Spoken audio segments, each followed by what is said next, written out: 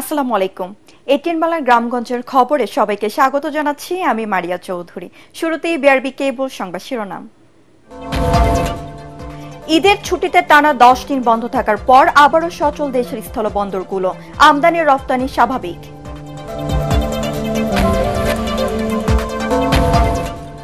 আগামী নির্বাচনে জামায়াতকে ক্ষমতায় আনতে ভোট চাইলেন দলটির সেক্রেটারি জেনারেল। খুলনায় নির্বাচনী প্রচারণা শুরু। শুনছিলেন বিআরবি কেবল সংবাদ শিরোনাম। এবার জানিয়ে দেব বিস্তারিত সংবাদ। ঈদের ছুটির টানা 10 দিন বন্ধ থাকার পর আবারও সচল হয়েছে বেনাপোল স্থলবন্দর। সকাল থেকে বেনাপোল পেট্রাপোল বন্দর দিয়ে শুরু হয়েছে আমদানি রপ্তানি কার্যক্রম। বন্দরে ফিরে এসেছে কর্মচাঞ্চল্য। বেনাপোল C&F অ্যাসোসিয়েশনের সিনিয়র সহসভাপতি খায়রুজ্জামান মধু জানান, ঈদ উপলক্ষে 5 থেকে 14 জুন পর্যন্ত বেনাপোল বন্দরের সাথে ভারতের পেট্রাপোল বন্দরের মধ্যে সব ধরনের আমদানি রপ্তানি বাণিজ্য বন্ধ ছিল।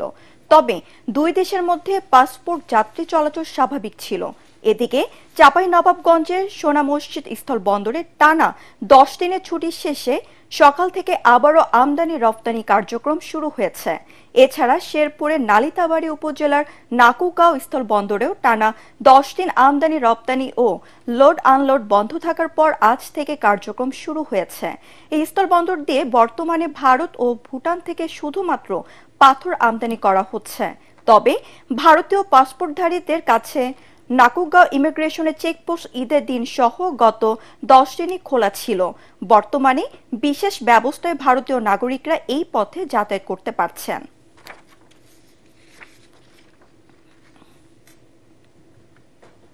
সৎ, চরিত্রবান ও আল্লাহভীরু মানুষ সংসদের অধিকাংশ আসনে বিজয়ী হতে পারলে ন্যায়ভিত্তিক রাষ্ট্র প্রতিষ্ঠিত হবে বলে জানিয়েছেন বাংলাদেশ জামায়াতে ইসলামী সেক্রেটারি জেনারেল অধ্যাপক মিয়া গোলাম পরোয়ার।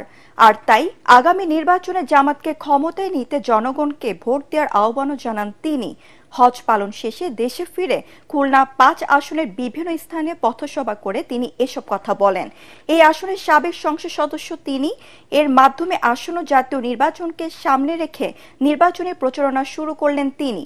এই সময় তিনি আরও বলেন, অতীতে যারা ক্ষমতায় এসেছে তারা জনগণের ভাগ্য বদল না করে নিজেদের আখের গুছিয়েছে।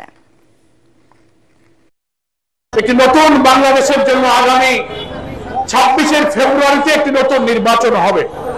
ইনশাআল্লাহ আপনাদের সেই নির্বাচনে নতুন বাংলাদেশের পক্ষে, সন্ত্রাস মুক্ত, চাঁদাবাজ মুক্ত একটি কল্যাণ রাষ্ট্রের পক্ষে আমি আপনাদেরকে সাথে থাকার আহ্বান জানাবো। এই বাংলাদেশ আমাদের প্রিয় জন্মভূমি। বারবার যারা ক্ষমতায় এসেছেন, রাষ্ট্র শাসন করেছেন, নিজেদের ভাগ্য বদল করেছেন, জনগণের কোনো ভাগ্য বদল হয়নি। সাতক্ষীরায় সংরক্ষিত নারী আসনের সাবেক সংসদ সদস্য রিফাত আমিনের বাসা থেকে অস্ত্র ও মাদক উদ্ধার করেছে সেনাবাহিনী। দুপুরে শহরের মঞ্জিদপুর বাড়িতে এই অভিযান চালানো হয়। অভিযানে বাড়ি থেকে আটক করা হয়েছে রিফাত আমিনের ছেলে সাফায়েত সরওয়ার রুমনকে। অভিযানের শুরুতে বাড়ির 2য় তলা থেকে লাফিয়ে পালানোর চেষ্টা করেন রুমন। এতে পায়ে আঘাত পান তিনি। সাতক্ষীরা সেনা ক্যাম্পের মেজর ইফতেখার রহমান জানান, অভিযানে বাসা থেকে একটি রাইফেল, 300 পিস ইয়াবা, মৎস্য ও মাদক গ্রহণের নানা সরঞ্জাম উদ্ধার করা হয়েছে। সাবেক নারী সংসদ সদস্য রিফাত আমিন বর্তমানে আমেরিকার তার বড় ছেলের বাসায় অবস্থান করছেন। সাতক্ষীরায় এই বাড়িতে তার ছোট ছেলে মাদকাসক্ত রুমন একাই বসবাস করেন। বগুড়ায় 8ম শ্রেণী পড়ুয়া মেয়েকে 35 বছরের ব্যক্তির সাথে বিয়ে দিতে রাজি না হওয়ায় মেয়ের বাবাকে পিটিয়ে হত্যা করার ঘটনায় জেলা স্বেচ্ছাসেবক দলের সহ সাধারণ সম্পাদক জিতু ইসলামকে আটক করেছে পুলিশ। শনিবার বিকেলে শহরের শিববাটি এলাকায় এই ঘটনা ঘটে। পুলিশ জানিয়েছে, এই হত্যাকাণ্ডের মূল নায়ক জিতু। পুলিশ জানায়, শহরের শিববাটি এলাকায় শাকিল আহমেদের 8ম শ্রেণী পড়ুয়া মেয়েকে বিয়ে করতে চায় জিতু। এতে শাকিল রাজি না হওয়ায় জিতু তার লোকজন নিয়ে বাড়ি থেকে শাকিলকে তুলে নিয়ে যায়। এরপর মারধর করে করতোয়া নদীর পাশে তাকে ফেলে রেখে যায়। পরে স্থানীয়রা শাকিলকে উদ্ধার করে শহীদ জিয়াউর রহমান মেডিকেল কলেজ হাসপাতালে নিয়ে গেলে চিকিৎসক তাকে মৃত ঘোষণা করে। জিতুর সহযোগীদের গ্রেফতারের অভিযান অব্যাহত রয়েছে বলে জানিয়েছে পুলিশ।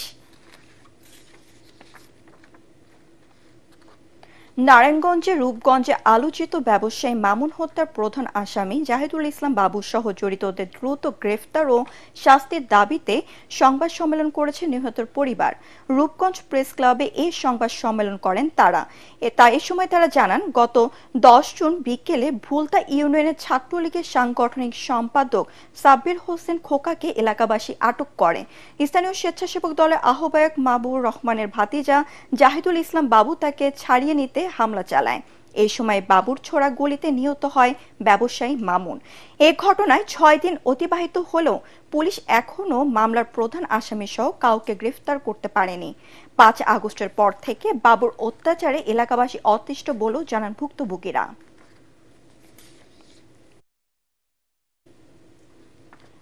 দক্ষিণ এশিয়ার অন্যতম বড় কৃত্রিম জলাশয় রাঙ্গামাটির কাপ্তাই হ্রদের মাছের উৎপাদন বাড়াতে উদ্যোগ নিয়েছে বাংলাদেশ মৎস্য উন্নয়ন কর্পোরেশন BFDC। হ্রদে রেণু উৎপাদন ও পোনা ছাড়ার পাশাপাশি জমে থাকা পলি সরানো হবে। এজন্য কাপ্তাই হ্রদের উন্নয়নে দীর্ঘমেয়াদী মাস্টার প্ল্যান প্রয়োজন বলে মনে করছেন বিশেষজ্ঞরা। রাঙ্গামাটি প্রতিনিধি পুলক চক্রবর্তীর পাঠানো তথ্য ও ভিডিও চিত্রণের রিপোর্ট জানাচ্ছেন জাহিদুল আলম। কাপ্তাই হ্রদে মাছের উৎপাদন, আহরণ ও বাজারজাতকরণের দায়িত্ব বাংলাদেশ মৎস্য উন্নয়ন কর্পোরেশন BFDCর। প্রতি বছর বর্ষায় মা মাছ প্রাকৃতিকভাবে ডিম ছাড়লেও পল্লী ভরাটের কারণে হ্রদে সংকুচিত হচ্ছে প্রজনন ক্ষেত্র। এতে কমছে মাছের উৎপাদন। হ্রদে মাছের উৎপাদন বাড়াতে 2017 সাল থেকে মরিশাচর হ্যাচারিতে রেণু উৎপাদন ও পুকুরে পোনা প্রতিপালন কার্যক্রম চালিয়ে যাচ্ছে BFDC। চট্টগ্রামের হালদা নদী ও কাপ্তাই হ্রদের রুই জাতীয় মা মাছ এনে কৃত্রিম প্রজননের মাধ্যমে পোনা উৎপাদন করা হচ্ছে হ্যাচারি ও পুকুরে। এখানে মূলত প্রধান কাজই হচ্ছে রেণু উৎপাদন করা হ্যাচারিতে। 1 বছর রাখার পরে মাছটা যখন সাইজে এসে যায় তখন আমরা লাখা আপেল নেবে ও মুক্ত করি। এবছর দ্রুত বর্ধনশীল ও রোগ প্রতিরোধী 60 মেট্রিক টন রেণু উৎপাদন করে মাছ অবমুক্ত করার লক্ষ্য BFDCর, যা ভবিষ্যতে আরও বাড়ানো হবে। তবে পুকুর স্বল্পতায় উৎপাদন কম বলে জানান সংশ্লিষ্টরা। একসঙ্গে যে আমরা করতে পারি না, আমাদের পুকুর স্বল্পতার কারণে পর্যাপ্ত পুকুর পেলে আমরা ওইটাও কভার করতে পারবো। আমাদের চেষ্টা অব্যাহত রয়েছে যাতে করে আমরা পুকুরগুলো আরো বেশি সংখ্যা পুকুর আমরা যাতে করতে পারি এবং আমাদের লক্ষ্যমাত্রায় যাতে আমরা পৌঁছতে পারি। মাছের উৎপাদন বৃদ্ধির পাশাপাশি হ্রদের টেকসই ব্যবস্থাপনায় দীর্ঘমেয়াদী মাস্টার প্ল্যান প্রণয়ন ও বাস্তবায়নের দাবি স্থানীয়দের। Bureau report, ATN Bangla. ডেঙ্গুতে আক্রান্ত হয়ে গত 24 ঘন্টায় বরিশাল বিভাগের 6 জেলায় একজন মারা গেছেন। নতুন করে আক্রান্ত হয়েছেন 131 জন। বরিশাল শেরেবাংলা মেডিকেল কলেজ হাসপাতালে লাইলি বেগম নামে একজন রোগী মারা যান। তার বাড়ি পটুয়াখালীর মির্জাগঞ্জে। বরিশাল শেরেবাংলা মেডিকেল কলেজ হাসপাতাল সহ বরিশাল বিভাগের বিভিন্ন হাসপাতালে বর্তমানে 413 জন ডেঙ্গু রোগী ভর্তি রয়েছেন। প্রথম বাচ্চা সিজারিয়ান হওয়া সত্ত্বেও দ্বিতীয় বাচ্চা নর্মাল ডেলিভারি করে আলোড়ন সৃষ্টি করেছে যশোর আদ্দিন সকিনা মেডিকেল কলেজ হাসপাতাল। এতে খুশি শিশুটির মা সহ পরিবারের সদস্যরা। নর্মাল ডেলিভারির প্রতি গর্ভবতী মায়েদের উৎসাহিত করার জন্যই এই উদ্যোগ নেওয়া হয়েছে বলে জানিয়েছে হাসপাতাল কর্তৃপক্ষ। যশোর থেকে তামান্না ফারজানা পাঠানো তথ্য ও ছবি নিয়ে রিপোর্ট আরও জানাচ্ছেন আশিকুর রহমান। যশোর সদর উপজেলার রামনগর গ্রামের মুস্তাকিম গাজীর স্ত্রী লিমা শহরের রেল রোডে অবস্থিত আদ্দিন সকিনা মেডিকেল কলেজ হাসপাতালে 5 বছর আগে সিজারে প্রথম কন্যা সন্তানের জন্ম দেন। বর্তমানে দ্বিতীয় সন্তান ডেলিভারিতেও সিজারে করতে হবে প্রস্তুতি নিয়েই হাসপাতালে এসেছিলেন। কিন্তু গত 3রা জুন রাত 1:35 মিনিটে চিকিৎসকদের দক্ষতায় নর্মাল ডেলিভারির মাধ্যমেই দ্বিতীয় সন্তানের জন্ম হয়েছে তার। এতে দারুণ খুশি নবজাতকের মা লিমা খাতুন ও তার পরিবার।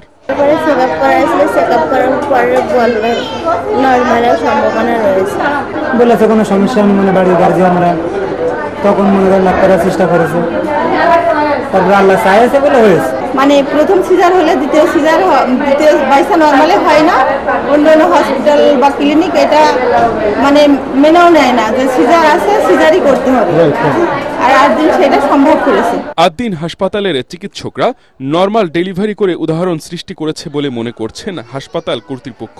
আমাদের সমস্ত যতগুলো আদ্দিন হসপিটাল আছে, ঢাকা, খুলনা, যশোর, কুষ্টিয়া, সব জায়গায় আমরা আমাদের সিস্টারদের উৎসাহিত করেছি, রোগীদের উৎসাহিত করতেছি কাউন্সিলিংয়ের মাধ্যমে যে সিজার হওয়ার পরও মায়েদের নর্মাল ডেলিভারি করা সম্ভব। যে সমস্ত গর্ভবতী মাদের আগে সিজার করা, তাদেরকে যদি তাদের পূর্বের ইতিহাস সম্পূর্ণভাবে ভালোভাবে তথ্যগুলো সঠিকভাবে বিবেচনা করি, তাহলে অনেক পেশেন্টেরই তার প্রায় 30 থেকে 40% পেশেন্ট পুনরায় নর্মাল ডেলিভারি করা সম্ভব।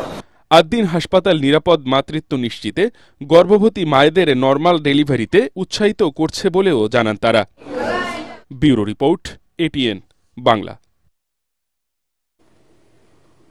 ময়মনসিংহের ভালুকায় মিথ্যা চাঁদাবাজির মামলায় জড়িয়ে পড়েছে 2 কিশোর। অভিযোগ উঠেছে তাদের হাতে খেলনা পিস্তল ধরিয়ে ডাকাত সাজিয়ে সেনাবাহিনীর হাতে তুলে দেওয়া হয়। তাদের পরিবারের দাবি, কিশোর সিফাত ও তার 2 সহপাঠী ঈদের আগের দিন স্থানীয় একটি দোকানে যায়। সেখানে কথা কাটাকাটির এক পর্যায়ে দোকানে গ্লাসে লাথি মারলে তাদের আটক করে হাতে খেলনা পিস্তল ধরিয়ে ডাকাত বলে চিৎকার শুরু করে মালিক ও কর্মচারীরা। সেনা ক্যাম্প কাছাকাছি থাকায় সেনা সদস্যরা ঘটনাস্থলে পৌঁছে 2 কিশোরকে থানায় সোপর্দ করে। এই ঘটনায় তাদের বিরুদ্ধে চাঁদাবাজি ও ভাঙচুরের অভিযোগে মামলা করা হয়। পরে আদালত 2 কিশোরকে কিশোর সংশোধনাগার পাঠানোর নির্দেশ দেয়।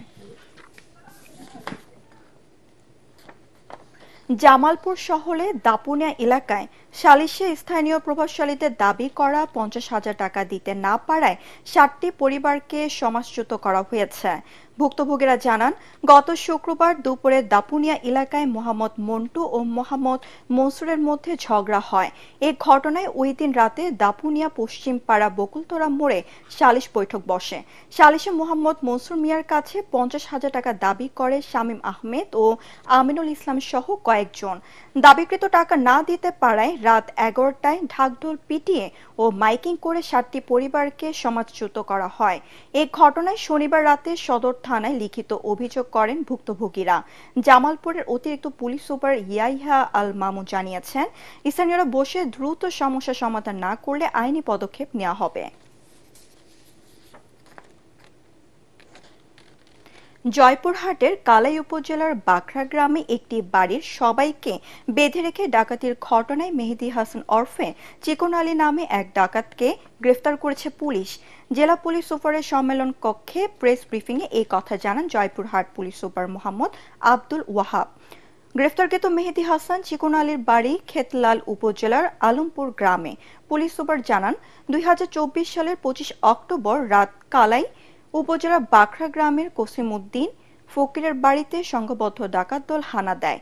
এই সময় ডাকাতরা বাড়ির সদস্যদের হাত পা বেঁধে রেখে স্বর্ণ অলংকার, নগদ টাকা, 4টি বিদেশি গরু ও চাল লুট করে নিয়ে যায়।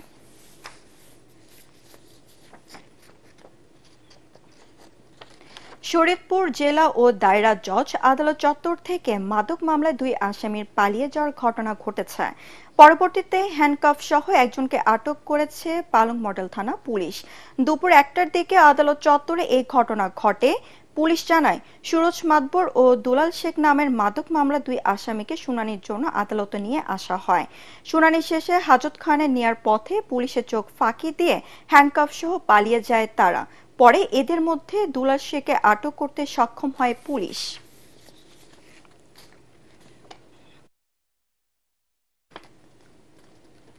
নোয়াখালীর হাতিয়ায় মাছ ধরা জেলে ও ব্যবসায়ীর কাছে দৈনিক অতিরিক্ত চাঁদা দাবি করেছে একদল দুর্বৃত্ত। চাঁদা না দিলে জেলেদের মাছ বেচাকেনা ও ঘাট বন্ধ করার হুমকি দেওয়ার অভিযোগ উঠেছে। এর প্রতিবাদে নিরাপদ ব্যবসা কেন্দ্রের দাবিতে উপজেলার কাজের বাজার ঘাটে মানববন্ধন করেছে স্থানীয় মৎস্যজীবী ও ব্যবসায়ীরা। এ সময় বক্তারা বলেন, 5 আগস্টের পর থেকে হাতিয়ার বিভিন্ন ঘাটে চাঁদার পরিমাণ বাড়িয়ে দিয়েছে একদল দুর্বৃত্ত। প্রশাসনকে ভুল বুঝিয়ে ঘাটের সামনে জেলেদের সরঞ্জাম ও নৌকা ভেড়ানোর জায়গায় সংস্কার কাজ বন্ধ করে দেওয়ায় বিপাকে পড়েছে সেখানকার কয়েক হাজার জেলে।